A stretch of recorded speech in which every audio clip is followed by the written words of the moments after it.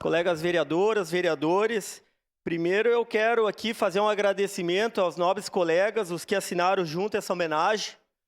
Uma homenagem que a gente pode notar na exposição de motivos que ela não vem só para homenagear a loja Maian Bosco. 110 anos de loja, de funcionamento, isso representa muito. Nem meus avós, que já são falecidos, eles não teriam essa idade hoje.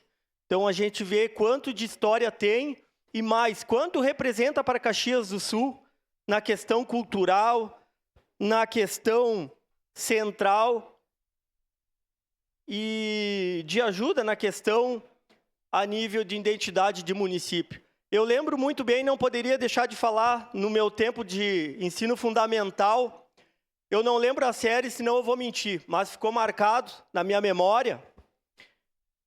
Eu não lembro qual que era a atividade, mas uma das questões era citar e escrever qual era a loja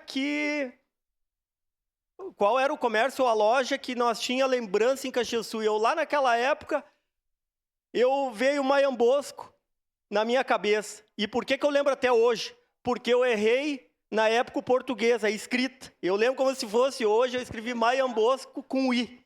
Então isso marcou na minha memória para ver quanta história tem essa loja. Eu lá no meu tempo de ensino fundamental, quem imaginava que hoje eu poderia estar querendo fazer essa homenagem para essa loja. Então, eu quero agradecer aqui toda a família da loja Maian Bosco, os empresários, seus familiares, por tudo que contribui com o Caxias na questão da aprendizagem, na questão cultural e nesses eventos que proporcionam para nós em datas comemorativas. Sua parte, vereador D'Ambrosio. Eu quero parabenizar pela sua proposição e dizer que o Maian Bosco faz parte de uma história. Quando nós íamos estudar ali no Cursão, no Mutirão, ali por 82, 83, nós já passávamos no Maian Bosco. Quanto desenvolvimento através do Maian Bosco, quantos metros de tecidos para as costureiras em casa ganhar seu pão de cada dia.